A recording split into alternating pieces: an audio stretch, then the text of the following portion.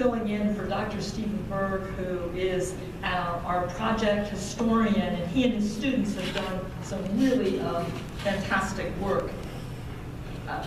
So just to summarize some of the research, it was the Emancipation Proclamation of 1863 that had the language that authorized African American men to serve as soldiers and sailors. And the law goes into effect January 1st, 1863, and Massachusetts is the first state to set up a regiment system, the 54th and the 55th, and Pennsylvanians were so eager to serve that they traveled to Massachusetts, and over 300 of the 1,000 men in 54th Massachusetts were from Pennsylvania. So you'll often see Pennsylvania USCT soldiers with 54 Massachusetts on their badges. And as Lenwood and Barbara have said, 180,000 USCT troops served with the Federal Army. And Pennsylvania was the state that contributed the most troops. So over 8,612 USCT soldiers have been identified from Pennsylvania. And Pennsylvania was also a first because it was where the first training ground for African American soldiers was set in Camp William Penn in Cheltenham Township, Montgomery County. And that site trained over 10,000 soldiers from Pennsylvania and other states to serve in the Civil War. Oops. After the war, it became apparent that many of those men who had served very honorably to preserve the Union were dying in poverty. Veterans whose families who could not afford proper burials ended up often in unmarked graves and in potter's fields. So in 1885, the Pennsylvania legislature passed Act 20, which was to provide for any veteran and of any race of insufficient means to assure that they would have a dignified burial and a headstone bearing their name and their service information. And after 1915, this authority was extended for all veterans, whether they were in need or not. And as you probably know, the counties were given the responsibility to administer this program and provide the benefits. And it is a remarkable program. Through that program, we were assured that untold veterans had a dignified burial. And the program was particularly important for marking and identifying the graves of the veterans of the USCT. For those who work in African American cemeteries, we can't tell you how important those county records are and how prevalent those headstones are in cemeteries across the state. And we brought today a handout that was prepared by a Shippensburg University student who has reviewed all the Pennsylvania veteran burial cards that were generated by Veterans Affairs Office.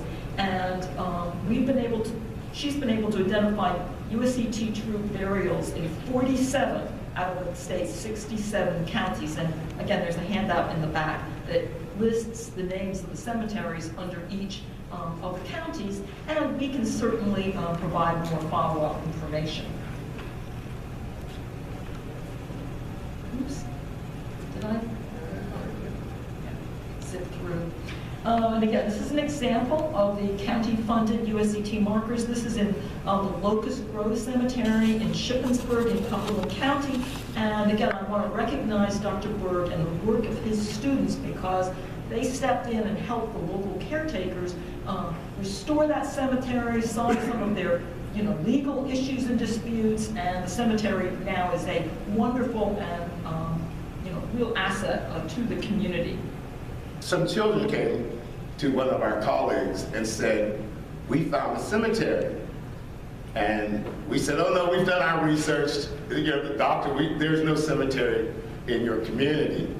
They said, "Come on, follow us, but you have to be on all fours." So, and this is where my participation in the story stops. Those colleagues got down on all fours and they followed these kids through briar and brush and trees into an open field, which was the East Fallowfield Cemetery.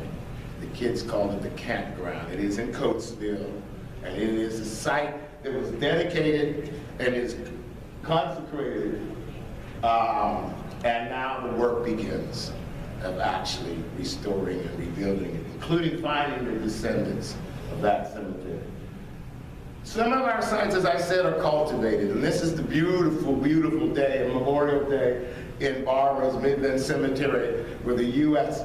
Colored Troop reenactors from the 3rd Regiment, Philadelphia, did the gun salute. This is Mercersburg.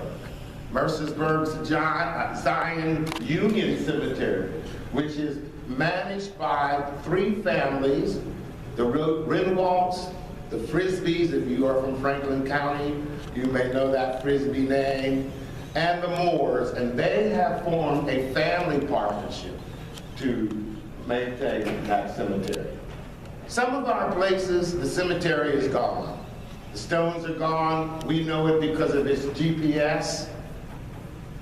And on those sites, we do what we refer to as a site-specific installation. This is the cemetery of cemeteries.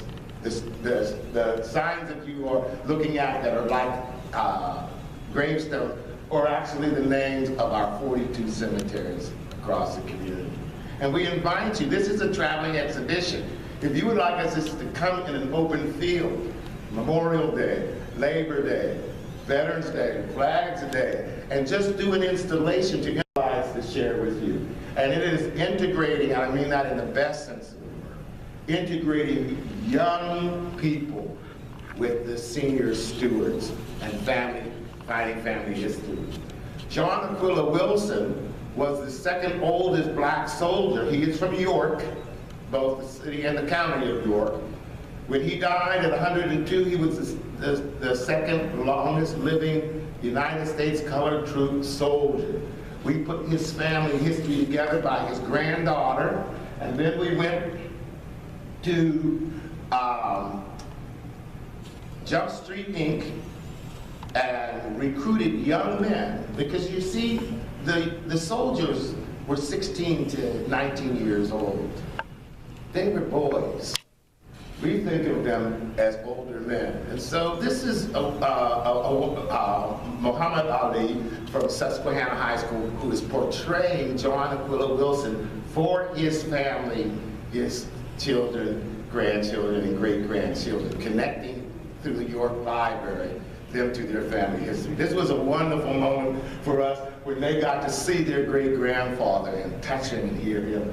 Because as I said, this is what the men look like. When I go to these events, I'm one of the youngest men at the event, you know? So we're trying to go from 70-year-old men playing 16-year-old boys to 16-year-old boys playing 16-year-old boys and connecting that history through the stewardship. This is a gathering of USCT soldiers here in Harrisburg that took place in 2010. Thanks to the work of the commissioner and his support, we were able to host those soldiers in what is called the Grand Review. And here are our young men from the Pennsylvania State System of Higher Education, POSHE, from the 14 campuses, who took up the roles and mentored with these men. Each mentoring with one of the characters, and that is internal, and that is preparing and preserving what is called the muster rolls. These are the parchment rolls when a soldier left the service, his record, his name, his wife, his children were put into these muster rolls. This is a way that we can help your county can adopt a county muster roll.